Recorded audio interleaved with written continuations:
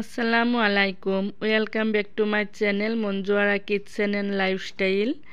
আপনারা সবাই কেমন আছেন? আশা করি যে এখানে আছেন ভালো আছেন, সুস্থ আছেন।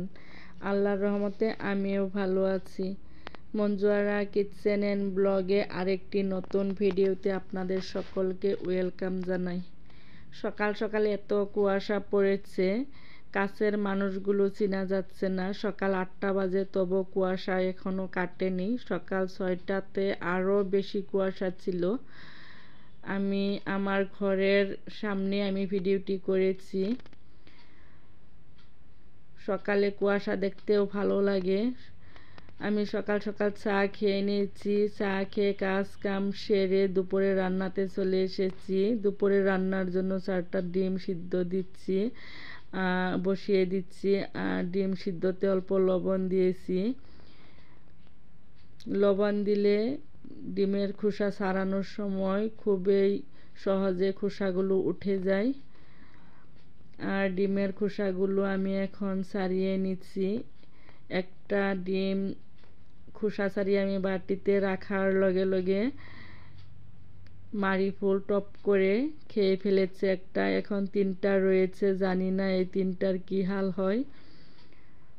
ভিডিওটি শেষ পর্যন্ত দেখতে থাকেন। ভিডিওটি দেখতে দেখতে যদি ভালো লেগে যায় তাহলে প্লিজ একটা লাইক দিবেন আর শেয়ার করে অন্যকে দেখার সুযোগ করে দিবেন। এটা আপনাদের কাছে আমার রিকোয়েস্ট। আশা করি আমার ছোট্ট রিকোয়েস্টটুকু আপনারা রাখবেন। আর আমার চ্যানেলে যারা নতুন তারা আমার চ্যানেলটি সাবস্ক্রাইব করে পাশে থাকা বেল আইকনটি প্রেস করে দিবেন আর আমার ছোট্ট পরিবারটির সাথেই থাকবেন।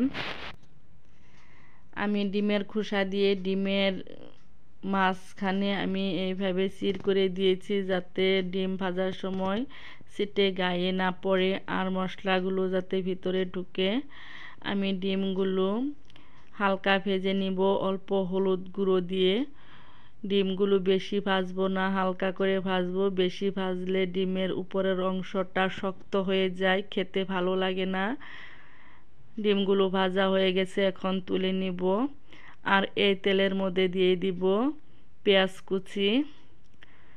একটা পেঁয়াজ কুচি দিয়ে দিচ্ছি আমি। হালকা ব্রাউন কালার করে ভেজে নিব। যেহেতু আমার ডিমের পরিমাণটা কম, সেই জন্য অল্প পরিমাণে মশলা দিব।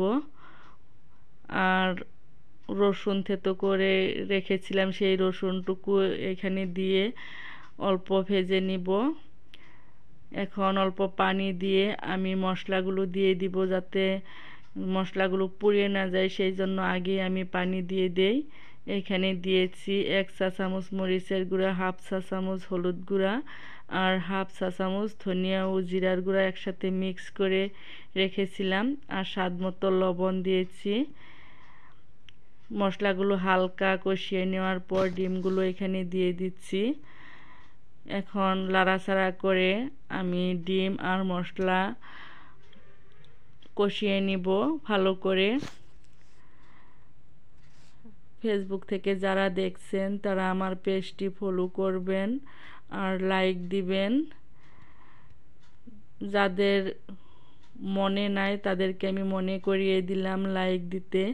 আর ডিম ভুনাটা হয়ে গেছে আমার। শেষ পর্যায়ে আমি ধনিয়া পাতা কুচি দিয়ে দিচ্ছি।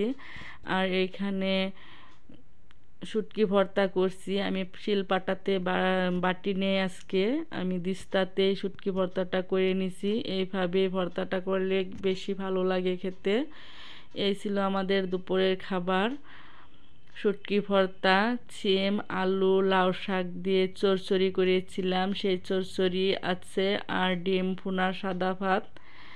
সবার সুস্থতা কামনা করে আজকের মতো বিদায় নিচ্ছে। আল্লাহ হাফেজ।